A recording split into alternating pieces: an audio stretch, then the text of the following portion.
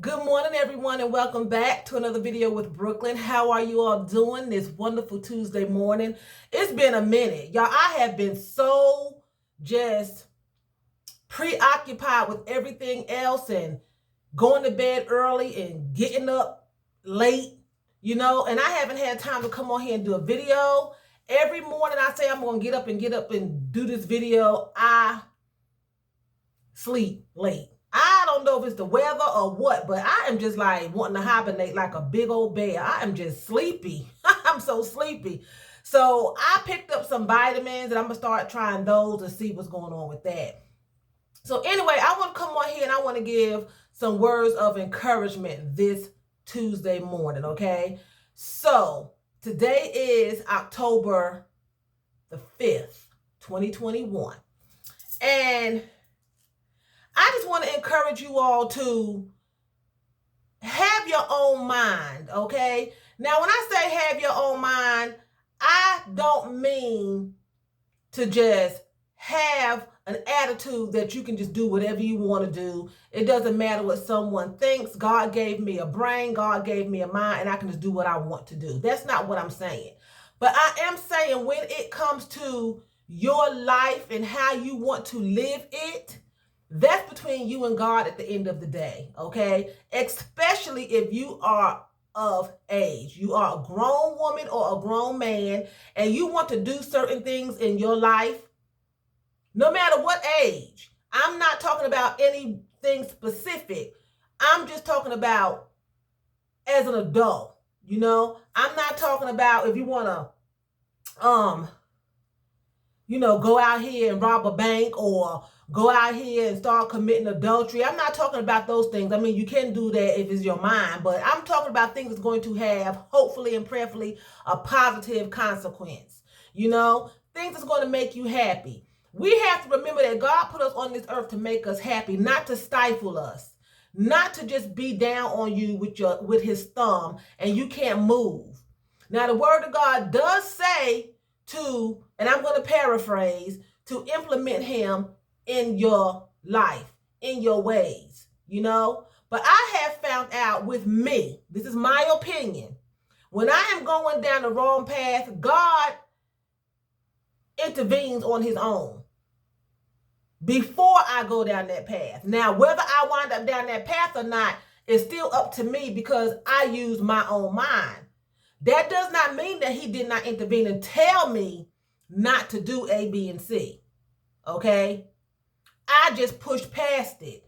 A lot of doors the Lord have closed for me, and I thank God he closed, and I couldn't get them open no matter what I did. But a lot of doors he closed, I pushed them open. He let me push them open. And I had to suffer the consequence, And a lot of times we do things, we don't think about it. We do it out of emotion, how you feel. And although you can feel good about a situation, you need to stop and think and weigh out all the options and what's going on, because God still gives us, I say, free will. We are allowed to do some things. He do close doors and that nobody can open, but eventually he's going to step aside and let you open if you keep pushing until you finally get the gist of it, that this is just not what he wants me to do. This is not where he wants me. This is not where I'm supposed to be, And sometimes you may not find that out till too late, But at the end of the day, it's all because he wants you to live a happy, fulfilled life. He wants you to be, married. He wants you to have a good job. He wants you to have friends. He wants you to go out. He wants you to travel. He wants you to exercise. He wants you to do the things that you want to do that you like. That's why they're here. And a lot of times being Christian, I'm going to use Christian faith. A lot of times being Christian, you miss out on things from fear because you have done so many stupid things in the past that you don't want to make a move. You don't want to do nothing. And sometimes you can miss out on things because you are fearful. And I made so many decisions wrong in the past. I'm not doing nothing. And God does not act on fear. He has no part of fear. So anytime that you are fearful, then you have to recognize that it's not God. And the devil can stifle you. Now, am I saying that this opinion is for everybody? No, I woke up with this on my mind this morning. It's not everybody's opinion. It's not everybody's thought. I don't expect anybody to believe the way I do. You know, that's the freedom that God gave us. We can have our own opinions and our own thoughts. At the end of the day, we have to answer to Christ. You know, we have to answer to God. And I just firmly believe that you should be able to do the things you want to do in life as long as it is not willful sinning. And as long as you are still doing what you are supposed to do as far as God is concerned. And he will interject himself into your life if he sees it a problem. I really firmly believe that because he's done it. Now, like I said, you can push past that situation. You can. And make yourself believe that this is God, because the devil can make himself seem as though he's God too. He can show you dreams. He can show you visions. He can show your family and your friends dreams and visions to go along and coincide with what you're saying, to keep you in this situation, to keep you in bondage. So I've learned that you have to know when it's God and when it's not. You have to look. You know, it's a pastor on YouTube. His name is, I think it's Kevin Ewan, I believe. And he always said, take your dream and chop it down, break it down, and look at all the aspects of the dream. Look at every bit of it. Okay? And I had been in situations that I was having dreams about a certain situation, and I thought it was the Lord, right? But the dream would always bother me because it was always something in the dream that I thought wasn't right. But the majority of the dream was true of what was going on in my life at that particular time. But normally somewhere in the end, or maybe, in the middle, it would be off. It would be off.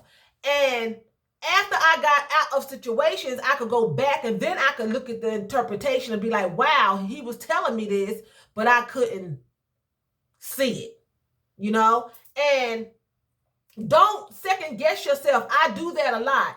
I second guess myself, I'll be for sure the Lord is telling me something. He's leading me to do something. And then something will happen. Next thing you know, you second guessing yourself. When he is dealing with you on something, he's straightforward. He don't have to beat around the bush and make you confused, because God is not of confusion. So if you're confused, you have to analyze the situation and realize, is it you making yourself confused, or is it really that this is not him? But when I say do things and use your own mind, he gave us a mind. He does not sit back and dictate every footstep that someone makes, because that would make him a dictator, and that's just not, in my opinion, that's not him. Okay, that's not him. He wants you to do things. He wants you to enjoy your life, And a lot of times we all know he don't move when we move, because his time is everlasting. His time is eternal. So a lot of times we are in a hurry, and he doesn't move as quickly as he wants us to move, as we want him to move. And we have to learn to be patient. But at the same time, I personally don't believe that he is going to just sit there and stifle you, and every situation that you want to enjoy yourself in is harmful. I don't believe that every decision, I used to think this.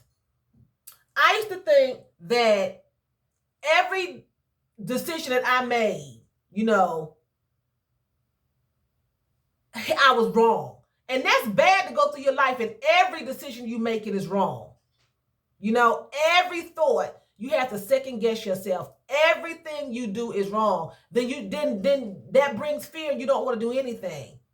And I just don't believe that God means for you to feel that way, that everything you do is wrong, so run it by me.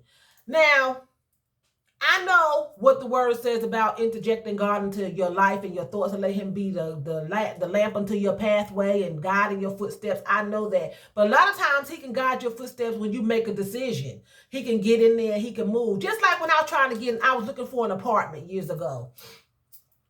And I started looking for an apartment. He led me to the apartment complex that he wanted me at. And I enjoyed that apartment complex. The rent was paid on time. The rent was pretty steep. The rent was paid on time. I had peace in that apartment. I loved that apartment. Then the apartment that I'm in now, I was wanting to move, and he led me to this apartment. Normally, I look online to see about apartments, right? This particular apartment that I'm in was not online. The complex was online, but the actual unit was not online. And he kept leading my spirit to go to the office, not online. And when I went to the office, this particular apartment that I wanted was free, but they hadn't put it online. So a lot of times you can start doing something and he can interject himself and start leading you while you are doing what you need to do, instead of sitting there and not doing anything. You don't have to sit there for him to come along and say, get up and go do this. You can start doing something and he can lead you in the situation, because it's happened to me. It don't just mean don't make a move, because a lot of times you might not make a move and you can miss out. Now, that's my personal opinion. I've seen him do that. He has led me while I was in the situation, and a lot of times he can lead you to do something in a situation and you don't do it. Someone can talk you out of it and you stay and you go through a lot of more things. Like when I was with my ex-husband, he was verbally and mentally and emotionally abusive, okay? And I want to leave, but people were saying, don't leave, let the Lord let you, work it out, or don't leave, let him leave, because then you don't want to be said that you left. But at the end of the day, I was the one going through, and the Lord was telling me, you can leave. And I stayed and endured another 5 to 6 years of abuse, because he can lead you while you're in a situation. You don't have to just sit there. This is my opinion. You don't have to just sit there and just don't do nothing. That's like my daughter. She's grown and she can make her own decisions. I don't have to interject, right? She don't have to run everything by me. She don't have to come to me and say, I'm going to do this, I'm going to do that. And then I tell her, just wait. Let me see about this first. Because she's grown. At the end of the day, she can make her own decisions, what she thinks is best for her. And prayerfully, God will intervene if it's not right for her. And he can lead her while she's in a situation. That's what I believe. Everybody don't believe that way. And I'm not trying to turn anyone to believe the way that I believe. I just feel like God wants us to enjoy our lives. And I feel like he can interject himself in your life if he feel like it's going to be a danger, if he feel like it's going to be a threat, then he can interject himself into your life. Not that he doesn't want you to have fun, but sometimes he will step in and stop something. And then when it's over and said and done, you'll realize, wow, that was a reason, And sometimes you can miss out because you're just too fearful to even make a move. You don't want to do anything because you feel like he's going to be mad. He's going to, this is not what the Lord wants. I have to make sure. And then you will double think yourself because he's told you, but you're not sure because of fear. And that's just how I feel. And I just want to encourage people, always include God in your life. I'm not saying don't include him in your life. Before you make a decision, yes, pray about it. Pray about the decision. And if you decide to go on with that decision, then you can feel like, if you feel that God is leading you to go on with the decision, go on with the decision. If he's not leading you, he will most definitely interject. If you have put him in it from the beginning, he will most definitely interject. If you start going down the road and he does not want you to go down that road, he will step in. And it's going to be up to you to say, okay, he is telling me, no, it's not working. Let me go on. Because sometimes he will just block it all together where it just don't happen. But you keep putting yourself in it and you're making it worse on yourself. And what you were going after just never manifests.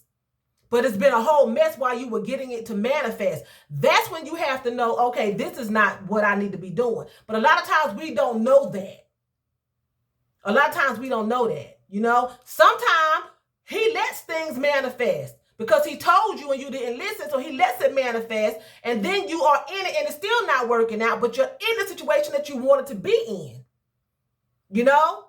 So either way, I will still include him. God, should I do this? God, I want to do that. Can you please allow me and tell me what I need to do?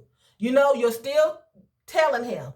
And then if, you know, you go on with whatever you feel like you're going to go on with, because sometimes he could lead you to go on that way. Sometimes you lead yourself, you know.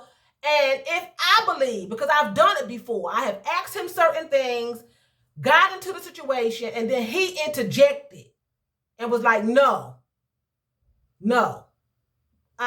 and then he interjected and I pushed past it, got myself in a mess, you know. Some things he told me and I was like, okay, I'm not going to do it. I see, you know, I'm not going to push past it. Most of us push past it and get ourselves in messes, you know. But at the end of the day, I don't think he wants us just sitting around and not doing anything.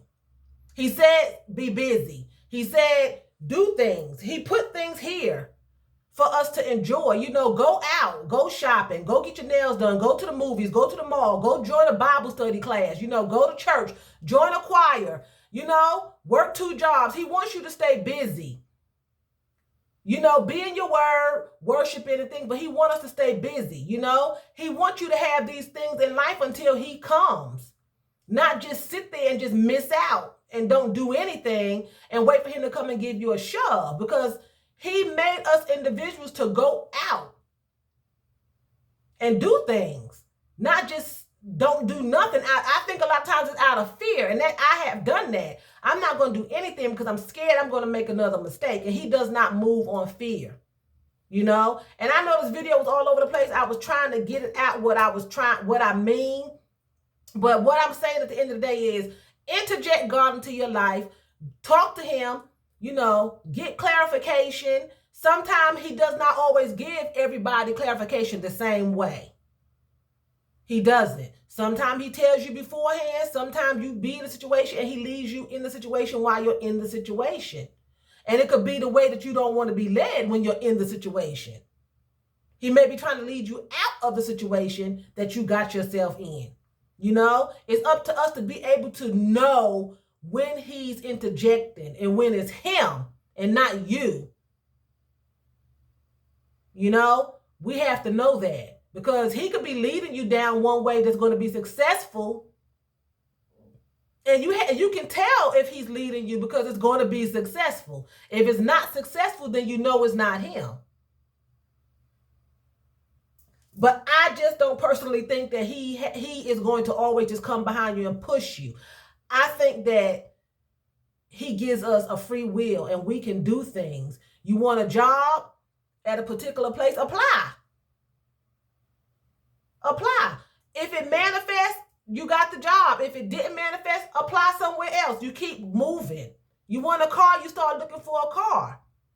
You don't just sit there, Lord, I want a car. He's not going to just, some people have been given cars, I haven't, but you have to do. You have to do if you have the means to do, you know, and that's just my take on it. So I hope you all have a terrific Tuesday. I hope you all have a wonderful rest of the week. And with that being said, I'm going to say vielen Dank. That's thank you very much in German. So vielen Dank for watching me. And choose, that's what? That's bye in German.